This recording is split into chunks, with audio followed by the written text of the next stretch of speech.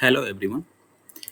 जैसा कि आप लोग स्क्रीन पर देख रहे हैं, पब्लिक डिमांड रिकवरी एक्ट का आपके सामने कोर्ट मैनेजमेंट इंफॉर्मेशन सिस्टम का यूजर मैनुअल है। ठीक है?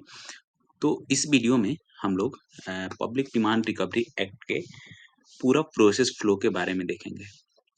सबसे पहले एक सवाल ये आएगा कि हम लोग ये यूजर मैनुअल और कोर्ट मैनेजमेंट इंफॉर्मेशन सिस्टम क्यों देख रहे हैं? वो इसलिए कि बोर्ड ऑफ रेवेन्यू हाल ही में पीडीआरए के जितने भी कोर्ट्स चलते हैं जिला में, सबको ऑनलाइन करने का निर्णय लिया है और आगे जितनी भी कोर्ट से रिलेटेड कार्रवाई होगी या जितने भी पेंडिंग केसेस हैं, उनकी आगे की प्रोसीडिंग या भविष्य में जितने भी केस दायर होंगे, वो सारे केसेस अब ऑनलाइन पोर्टल पर दायर होंगे और उसकी हर एक स्टेज की इंफॉर्मेशन और जितने भी प्रोसीडिंग होगी, वो सारा ऑनलाइन ही मेंटेन होगा। केस की सुनवाई के लिए नोटिस ऑनलाइन पब्लिश होगी, निर्गत होगी, साइन ऑनलाइन होगा और कॉल लिस्ट भी आपको ऑनलाइन ही इसका पब्लिश होगा। ठीक है? तो एंड टू एंड सॉल्यूशन है ये, टोटली ऑनलाइन सॉल्यूशन है। तो सबसे पहले हम लोग एक बार देख लेते हैं कि किस तरह से ये प्रोसेस चलेगा। उसके बाद फिर हम लोग ऑनलाइन सिस्टम में देखेंगे कि ऑनलाइन सिस्टम में क्या किसको क्या कैसे करना है। ठीक है? तो इसमें 2 जो मेजर रोल है, वो 2 है।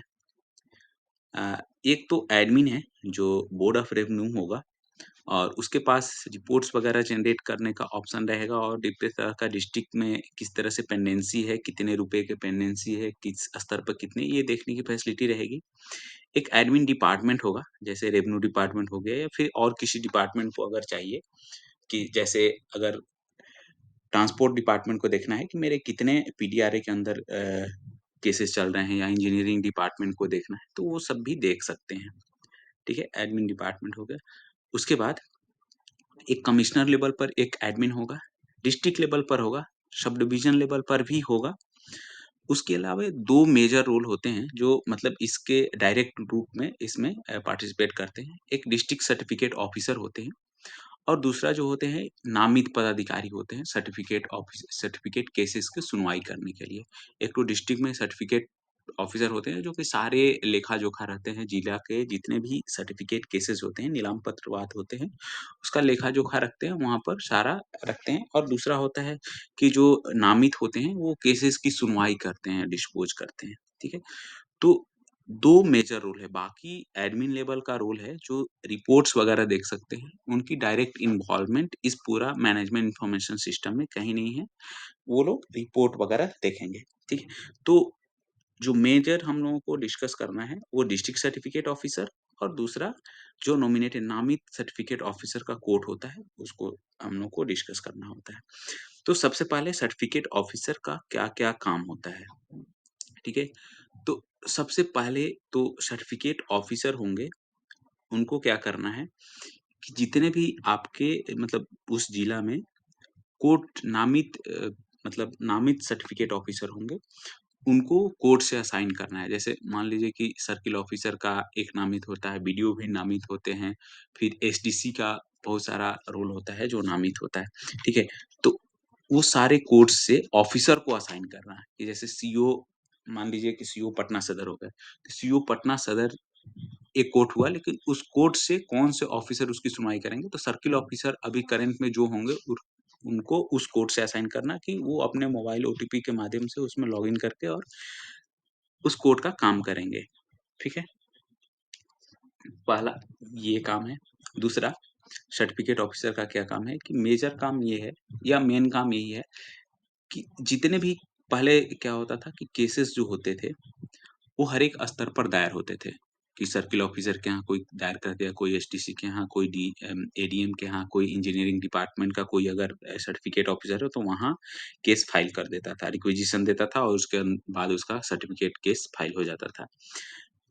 तो अब इस पूरे सिस्टम में एक जो मेजर मतलब एकरूपता लाया गया है कि जितने भी केसेस फाइल होंगे, सर्टिफिकेट केसेस फाइल होंगे, तो जो सर्टिफिकेट होल्डर होगा, वो डिस्ट्रिक्ट सर्टिफिकेट ऑफिसर के यहाँ केस फाइल करेगा, ठीक है?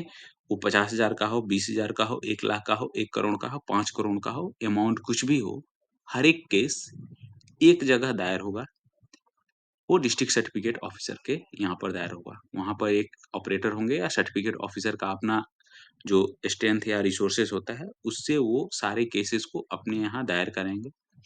दायर करने के बाद वो केस डिफेक्ट चेक में चला जाएगा। मतलब इनिशियली कोई अगर रिक्विजिशन आया, सर्टिफिकेट होल्डर अगर कोई रिक्विजिशन देते हैं, तो उस पर केस दायर नहीं होगा। उसको एक टेम्पोरेरी नंबर मिलेगा कि आपको आपका रिक्वेस्ट को हम एक्सेप्ट कर लिए, पहले इसको जाँचेंगे, अगर सब कुछ सही रहेगा तो हम आपको एक केस नंबर देंगे। तो जब सर्टिफिकेट होल्डर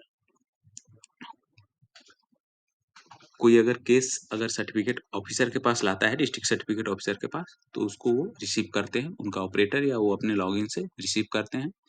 उसको एक टेम्पोरेरी नंबर देते हैं सर्टिफिकेट होल्डर को और वो पूरा डॉक्यूमेंट्स को ऑनलाइन करने के बाद वो भेज देते हैं अपने सर्टिफिकेट सेक्शन में। जो ऑफिसर्स होते हैं, सेक्शन ऑफिसर या क्लर्क होते हैं, वो उस पूरे डॉक्यूमेंट को चेक करेंगे कि वो प्रॉपर फॉर्म में है कि नहीं, सारे डॉक्यूमेंट उसमें जितने एन्क्लोज़र लगने चाहिए वो सारे हैं कि नहीं। अगर सब चीज़ सही रहता है, तो उस सर्टिफिकेट होल्डर को इन्फॉर्मेशन जाएगा, मतलब एक केस नंबर उस पूरे केस को, मतलब एक टेम्पोरेरी जो फाइल किया हुआ केस था, उसको एक केस नंबर दे दिया जाएगा और ये इन्फॉर्मेशन सर्टिफिकेट होल्डर को भी चला जाएगा। साथ ही साथ जो सर्टिफिकेट डेटर होगा, डिबेटर होगा, उसको भी एक इन्फॉर्मेशन जाएगा।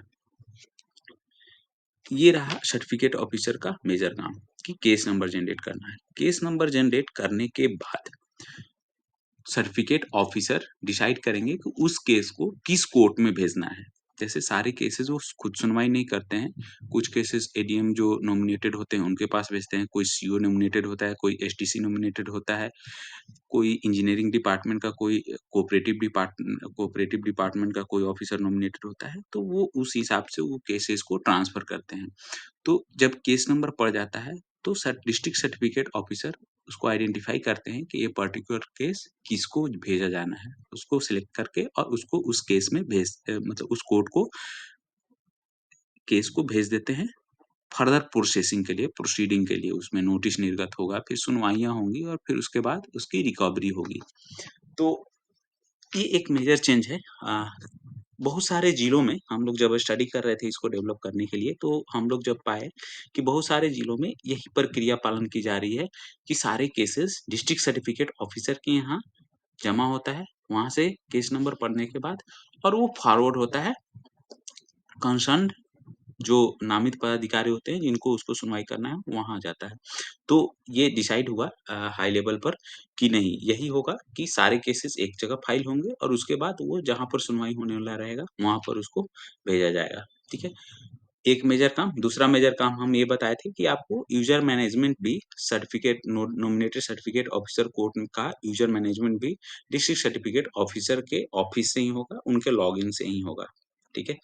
ये पहला। दूसरा एक जो मेजर रोल होता है, एक नॉमिनेटेड जो नामित पदाधिकारी होते हैं, सर्टिफिकेट केस की सुनवाई करने के लिए वो होते हैं। तो उनको क्या-क्या करना होता है, ठीक है? तो उनको करना ये होता है कि जितने भी केसेज़ उनको असाइन होते हैं हियरिंग के लिए, उसको एक बार वो चेक कर लेते हैं कि जो मेरे को केस असाइन हुआ है, तो ये सच में मेरे को असाइन होने लायक है कि नहीं? कोई गलती से भी ट्रांसफ़र हो जाता है, तो केस की प्रोसीडिंग शुरू से करने से पहले एक बार वो वेरीफ़ाई कर लें कि हाँ, ये केस मेरे पास आया हुआ है, तो हम इसको सुनवाई करने के लिए सक्षम पदाधिकारी हो सकते हैं। जैसे ऐसा हो सकता है कि सर्किल ऑफ़िसर को कोई केस भेज दिया गया और उसका अमाउंट बहुत ज़्यादा हाई हो, लेकिन सर्किल ऑफ़िसर के पास सुनवाई के लिए बहुत ही कम, मतलब 50,000 तक का सुनवाई करने का अधिकार सीओ के पास है, तो वो देखेंगे कि हमारे पास 5 लाख का केस आ गया, तो वो उसको वहीं पर डिस्ट्रिक्ट सर्टिफिकेट ऑफिसर को इन्फॉर्म करेंगे कि ये मेरा केस लगता है शायद मेरे पास गलती से फॉरवर्ड होकर आ गया है। तो फॉरवर्ड होकर गलती से आ गया है, तो वो फिर से वापस डिस्ट्रिक्ट सर्टिफिकेट ऑफिसर को बोलेंगे, तो डिस्ट्रिक्ट सर्टिफिकेट ऑफिसर उसको करेक्ट करके जिस कंसर्न को भेजना होगा वहाँ पर भेजेगा। तो पहला काम आपको ये करना है। दूसरा, जितने भी केसेज़ आपके पास आए हुए हैं, उसको आपको सुनवाई करनी है। तो सुनवाई करने की प्रक्रिया आपकी जो अभी मैनुअल मेथड में, वही सॉफ्टवेयर में भी लाया गया है कि आपको पहले फर्स्ट नोटिस इश्यू करना होता है सबको। सारे लोग अगर मान लीजिए नहीं आते हैं, तो फिर सेकंड नोटिस डालते हैं। उसके बाद अगर सुनवाई होती है, सुनवाई के बाद फिर अगली डेट पड़ती है, फिर नेक्स्ट डेट पड़ती है। इस तरह से बहुत सारे डेट पड़ते हैं। फिर फाइनली एक कंक्लूजन निकलता है और सर्टिफिकेट जो ऑफिसर होते हैं, वो डिसाइड करते हैं कि जो वाद किया गया है नीलाम पत्रवाद, वो सही है कि नहीं।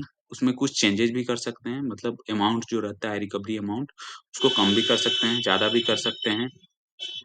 अगर रिकवरी का जो अमाउंट फिक्स हुआ वो नहीं देते हैं, तो उसके अगेंस्ट में डीडब्ल्यू, बीडब्ल्यू करने का भी प्रावधान है। तो ये सारा चीज़ इस सिस्टम में आपको कैप्चर करने या इसको प्रोसेस करने के लिए सारी फैसिलिटी दी हुई है। वो आप जब ऑनलाइन सिस्टम देखेंगे तो उसमें आपको बताया जाएगा, ठीक है? आप इसमें अगर स्क्रीन पे पढ़ रहे होंगे तो सारे चीज़ यही लिखे हुए हैं, ठीक है? तो ये रहा कि किस रोल को क्या-क्या काम करना है, ठीक है? कौन-कौन से यूज़र हैं और उनको क्या-क्या रोल है, ठीक है? अब उसके बाद हम लोग देखेंगे कि डिस्ट्रिक्ट सर्टिफ़िकेट ऑफ़िसर का मेन काम क्या है और उसके लॉगिन में कौन-कौन से मेनू हैं और उनके कौन क्या-क्या काम है, ठीक है? तो इस वीडियो में हम लोग इतना ही देखते हैं। नेक्स्ट वीडियो में हम लोग डिस्ट्रिक्ट सर्टिफ़िकेट ऑफ़िसर का जो मेन वर्क है और उनको उनका लॉगिन में क्या-क्या मेनू दिया हुआ है, ये सब देखेंगे, ठीक है? Thank you.